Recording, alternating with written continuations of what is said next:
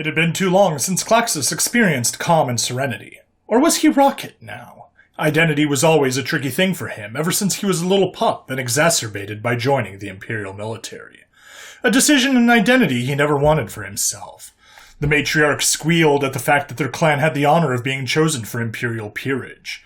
They only needed to send their finest youth to attend the Imperial War College and become an oath-sworn protector. The youth were to distinguish themselves in the service to the Empire and become the people's bulwark against the horrors of the universe. An oath that his clan wanted him to make. None of that mattered, though. All that he could sense was darkness. No sound, no sight, but a comfortable warmth that wrapped around his body. A warmth that carried him through the void as if it was healing his very soul. Floating around, Klaxus's mind wandered to the thought of just staying here. To let go of all his responsibilities and give up. It would be his first decision he had ever made for himself. Well, that's not entirely true now, is it? A voice called out. A familiar one. What? Klaxus replied in surprise. He tried to spin around and face the voice, but that same comforting warmth kept him restrained. His arms were wrapped around his body like a straitjacket. His legs were curled to his chest, and his head was locked in place. I'm just saying you're not being totally honest with yourself. The voice called out once again. Klaxus continued to struggle against his restraints as he scoffed. Like I had a choice? What do you mean? The voice curiously asked. Ever since I was a pup, everything's been decided for me, Klaxus snapped at the voice. What school I went to, who I associated with, what to think and what to feel, I never wanted any of this! He finished with a snarl. And the humans? The voice asked in an almost mocking tone. I was forced into their asinine suicide missions, and for what? To know where the Scourge keeps their food? Klaxus retorted. Nonsense, he scoffed. There was a brief silence until he heard the voices softly laughing in mirth. You're still not being honest with yourself. You had every opportunity to give up. The voice called out again to him, but closer. Even the low marshal offered you an out, but you conveniently ignored it. It continued. Admit it, you love this. The voice finished. Klaxus was taken aback by the accusation. His mind raced for an excuse, any excuse. What the fuck do you know about me? Who the hell are you? He yelled in rage. An oval face slowly emerged in front of him from the darkness. Blood flowing from its mouth, a mangled body, shredded armor, and a grotesque hole where his left eye should have been. The oval smiled deeply. Blood poured from his mouth, and he said, Well, I'm you, of course. I'm Rocket. Klaxus's mouth flapped like a fish. He was stunned as he saw his own mangled body and what he just heard. No, I don't, he stumbled. Time's up. It seems it's time for you to come back to the land of the living, the mirror version of himself said as it faded away. Klaxus started to struggle with all his might to break free of his bindings. No! No! You have great things to do, Rocket. The voice echoed as Klaxus was slammed away. Thud! Klaxus's body hit the floor covered in liquid. Doctor! Doctor! He tore through the embryo and his bindings! A voice screamed, running out of the room. Klaxus panicked as his lungs were full of liquid. He tried to push himself up, but his left arm immediately gave way and he slammed back down onto the ground. He started coughing up copious amounts of liquid as he tried to open his eyes. The only thing he could see was blinding lights and figures rushing him. Lord Lieutenant! One of the fingers yelled. Confused and disoriented, Klaxus started flailing his arms and claws to fight off the newly found party. Lord Lieutenant, please remain calm! You haven't fully healed yet! The figures yelled as they grabbed his limbs. Be careful! You could damage it even further! One figure yelled at another, holding his left arm. Klaxus tried to struggle further. No! Stay away! Sedate him! A voice called out. Klaxus tried to open his eyes again. Oh, wait. Only one eye was opening. What? He muttered softly as he felt a needle go into his neck. Darkness consumed him once more as he felt himself fade away. Klaxus didn't know how long he was out, but finally started to stir. This time he was already lying down in a bed. he moaned. "Lord Lieutenant, please don't move. You're in the hospital," a feminine voice immediately yelled and rushed to his side the moment she noticed he was awake. Klaxus tried to open his eyes, however, only his right eye opened. He started to moan in panic and despair as his vision came into focus. Looking down, he saw the state his body was in. New flesh was growing where his left shoulder had once been, as if someone had tried to cleave his arm off at the shoulder. The arm itself had what seemed like new and bare flesh glowing. The muscles he worked on seemed to be gone. Klaxus started hyperventilating. He tried to bring his right arm to his face when the nurse stopped him by grabbing his arm. The look he saw on the Tauri nurse's face told him everything he needed to know. Tears started flowing as despair overtook him. "I'll get the doctor," she said in sympathy as she walked out of the room. "Jen," Klaxus muttered out randomly. "Jen!" he almost yelled as the doctor entered the room. "What?" the female Tauri doctor asked. Trying to lift his body up only to fall back down, Klaxus looked at the doctor in desperation. "Is Jin okay?" he yelled at her. "Lord Lieutenant, I don't know who this Jin is. We need to take care of you first before we can start worrying about someone else," she said flatly as she walked over to him. "Please, calm down. You're in shock. You broke your healing embryo and coughed up the solution in your lungs." She put her hand on his. Klaxus stared at her for a moment. His mind was racing. How long have I been here?" he asked. Both the nurse and doctor pulled out instruments and started to scan him or run similar tests. "You've been out for almost a week.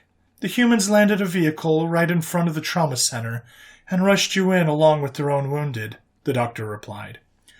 "You're lucky we got you in a critical window and managed to save your life, and you came just before we became overwhelmed." She trailed off and looked off in the distance when she finished. "Overwhelmed?" Klaxus asked as he felt dread overcome everyone in the room. "The offensive, it didn't go well." The nurse was the one to answer. Klaxus turned to her in confusion. "The assault?" he questioned. His memory was kind of fuzzy, and having a coherent conversation was difficult enough. The doctor seemed perplexed and stared at him. "You weren't injured during the offensive?" Klaxus looked back, unsure what to tell her. No, there was another operation deeper in the jungle." The doctor leaned back in deep thought. Her face lit up in realization as she said, "Ah, the humans. Secretive bunch, I understand. I won't pry any further," she finished. Klaxus nodded at her. "Thank you for understanding, ma'am, but what happened during the offensive?" The doctor looked queasy and shook as she remembered the stream of wounded into the trauma centers. She provided a rough explanation of what happened, the resistance they came across, the casualties, and the overwhelmed trauma center. The Legion walked directly into a trap and were encircled. They sustained a 40% casualty rate over the entire Legion before they were able to break out, and over half of which were dead. Time flew by as the two conversed, and the doctor filled him in on all the details of what happened. The poor Uvil endured more testing and prodding from the medical staff. It was deemed that he was well enough. However, just thinking about the physical therapy required to regain Klaxus's former strength in his left arm and shoulder left him terrified. He knew the horror stories. When the medical staff left, Klaxus's thoughts trailed towards his unnerving nightmare he had while inside the healing embryo. Still deep in thought, the disturbance caused him to yelp in surprise. Come in!" he yelled at the door. The door opened, revealing Luliandra and Elitaria slowly creeping in. Lieutenant Zolnak?" Elitaria shyly called out. Klaxus was overcome with joy at the fact that at least someone from his platoon survived. "Corporal Tempestria! Private Saithriel! By the Emperor, my glad you're all right!" Klaxus exclaimed, throwing off his sheets to stand up. Unfortunately, his left arm throbbed in crippling pain, and his legs gave out as soon as they landed on the floor. The two girls immediately caught the poor lieutenant before he could faceplant on the floor. "Be careful, sir," Elitaria chided, with her arm gently under his armpit. The two gently lifted him up back onto the bed, while the poor Uvil winced in pain and embarrassment. "Sir, what happened to you to receive such horrible injuries?" Loliandra asked in horror as she took stock of his mangled body. Klaxus, still in pain, remained silent for a moment before carefully replying. I went on an operation with the humans at the same time as the offensive happened. The two girls looked at each other in curiosity, but Klaxis cut them off before they could voice their questions. Please don't inquire further. I don't know how much I'm able to say, so I'll just leave it at that, he finished. But enough about me. Is the platoon all right? He asked almost desperately. The two girls' faces darkened and remained silent. A feeling of dread started creeping over him as the silence continued. Liliandra was the one to break the silence. There's only 18 of us left, sir, 4 of which were injured. Klaxis felt his heart drop at hearing the news. He knew it was going to be bad, but this... Who's left? He asked while his voice was shaking. Klaxis knew he didn't want the answer to this question, but he asked anyway. Again, silence as the two looked down at the floor, unable to make eye contact. The tears were all Klaxis needed to know, but he pressured further. Answer me! Eletaria stiffened at the words, an automated response, and stared at her lieutenant in the eyes and started naming the survivors. Almost all of them were newbies, rotated in to reinforce them from an earlier offensive. Sergeant Scolation? Klaxis meekly squeaked out.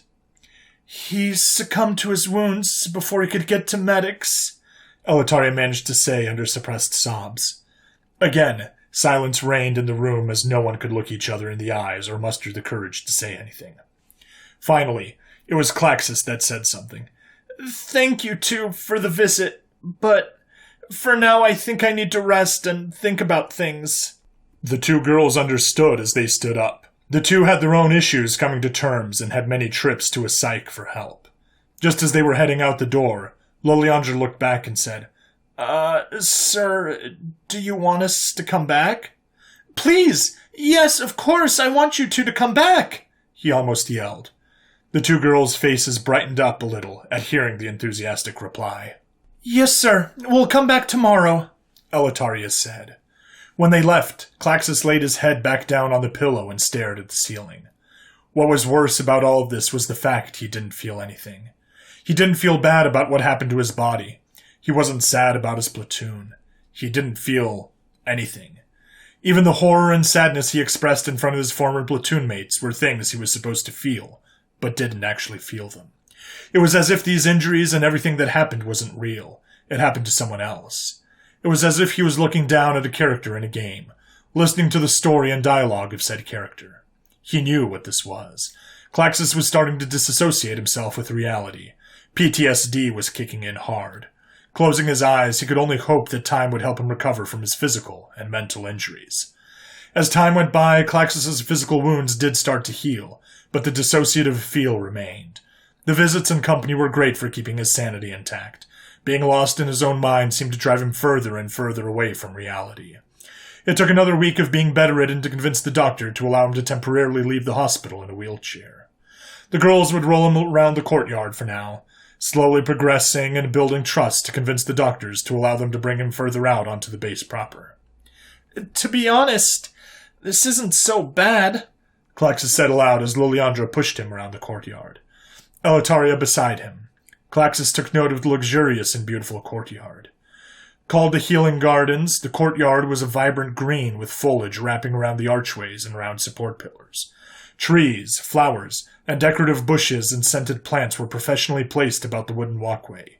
The walkway itself stretched deep into the man-made forest, in the middle of a sizable roundabout with a fountain depicting the Emperor in the middle. Though he was missing an eye, Klaxis made sure to fully take in the scenery. I'm not looking forward to physical therapy, he said somberly. Liliandra looked at his destroyed arm and shoulder and recoiled at the thought. New flesh grew in, but his left arm and shoulder had nearly zero muscle. The poor Uvil could barely move it outside of twitching. You have to relearn how to walk first. You've been bedridden for 2 weeks, Eletaria interjected. But we'll help you in any way we can, she finished. Thanks, I appreciate it.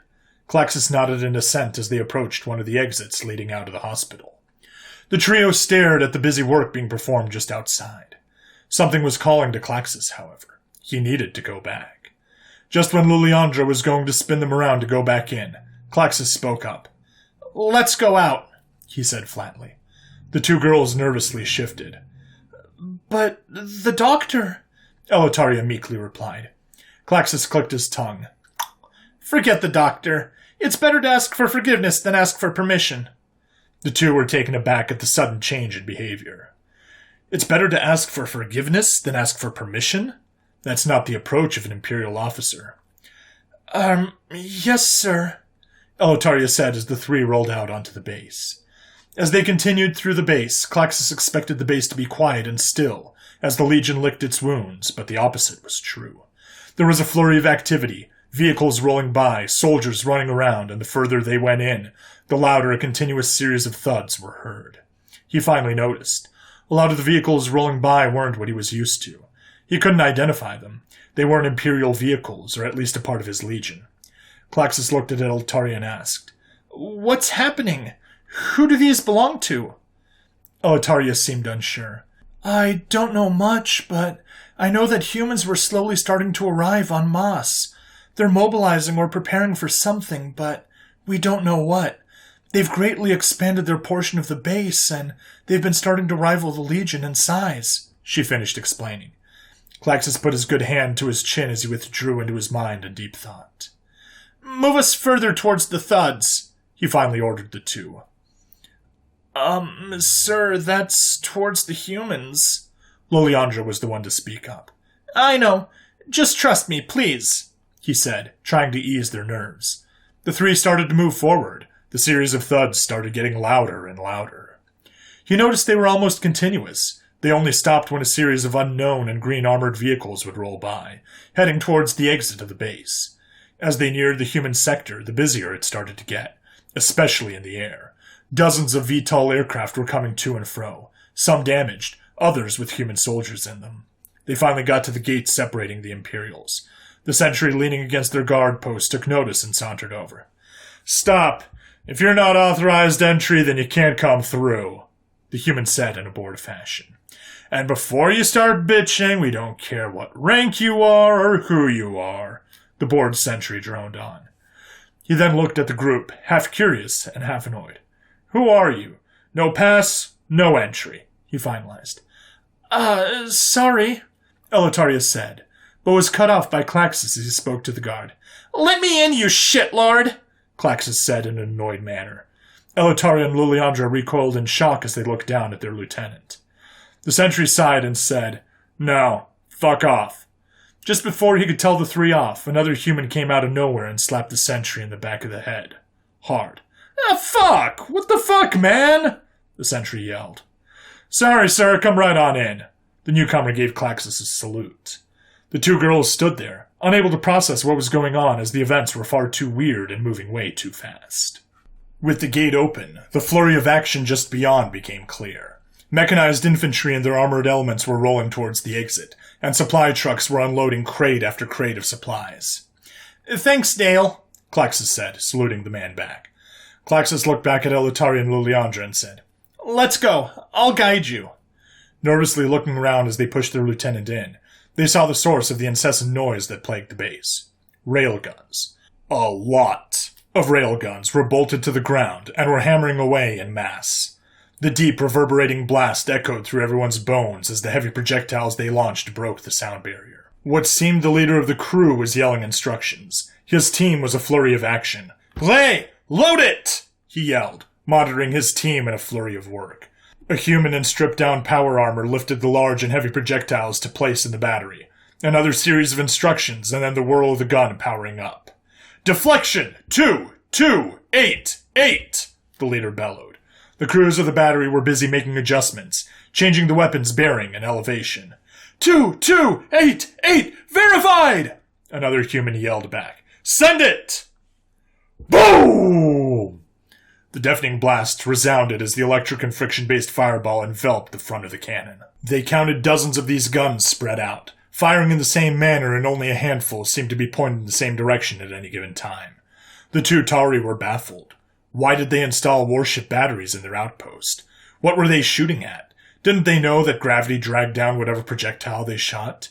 Didn't they know that the atmosphere liquefied their projectiles if shot at standard power levels? Klaxis finally reached the destination he was looking for, a small barracks just in front of what seemed like an enlarged airfield.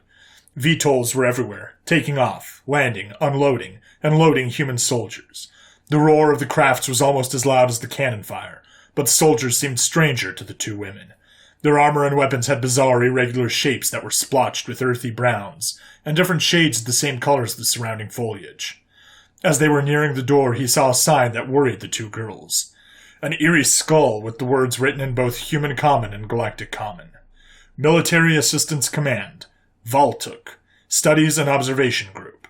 And inside were men with green faces. "You look like shit,"